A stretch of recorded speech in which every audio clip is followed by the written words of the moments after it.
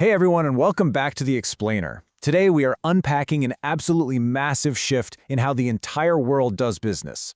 We're looking at a fascinating thesis from the GeneCapsule channel regarding the absolute foundation of our future international commerce. We're talking about a structural shift in global trade, and we're going to lay it all out for you right now so it's completely clear. Okay, let's dive into this. What will actually dictate the future of global trade? For decades, the answer to that was pretty simple, right? It was traditional trade agreements, tariffs, geopolitical alliances. But that landscape is literally shifting beneath our feet as we speak. We are moving away from those old rules and hurtling toward a completely new system. We really need to look beyond the surface level of daily market fluctuations and ask ourselves, what are the underlying structural rules that will actually shape the global economy for the next 50 years? And that brings us to the core thesis we're unpacking today from GeneCapsule. The argument here is incredibly powerful. They argue that a single, specific environmental and economic policy is currently setting the stage to become the ultimate architectural schematic for all global commerce. It's not just some localized regulation, it is a fundamental blueprint. When you consider that global trade is a multi-trillion-dollar engine, you realize that a master plan is being proposed to basically rewrite every single beam and wire of that engine. Section 1. The Foundation. Defining CBAM. So, the crucial point regarding the Carbon Border Adjustment Mechanism, or CBAM, is how it acts as a structural bridge. You probably already know it bridges environmental carbon pricing with macroeconomics, but operationally, it enforces a new, standard baseline right at the border.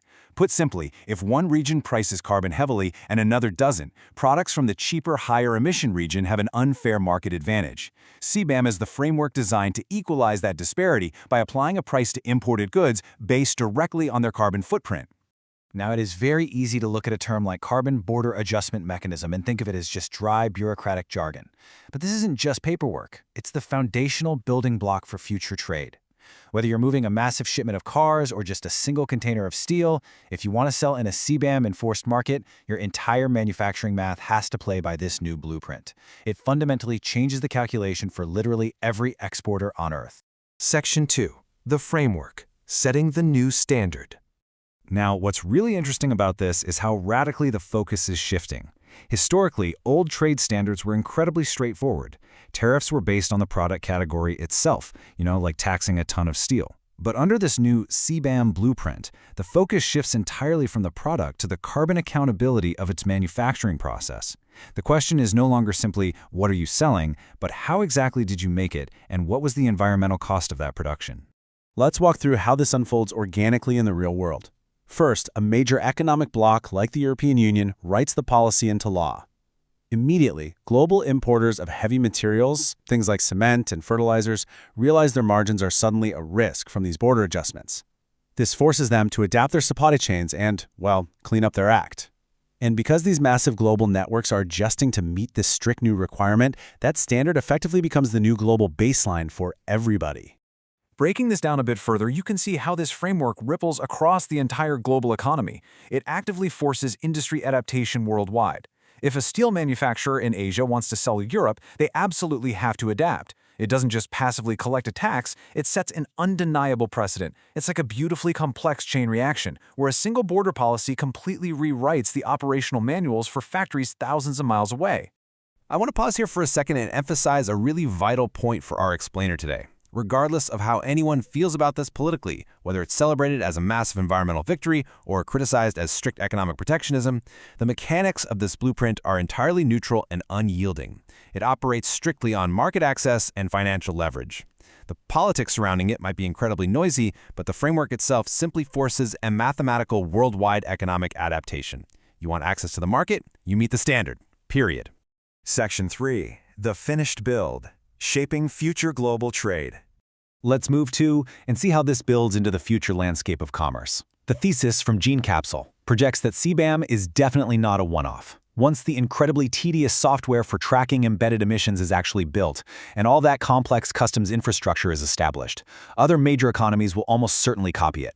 Think about it. It's kind of the ultimate protectionist life hack. You protect your domestic green tech while forcing foreign competitors to pay a toll. It organically expands to become the fundamental standard of all major trade.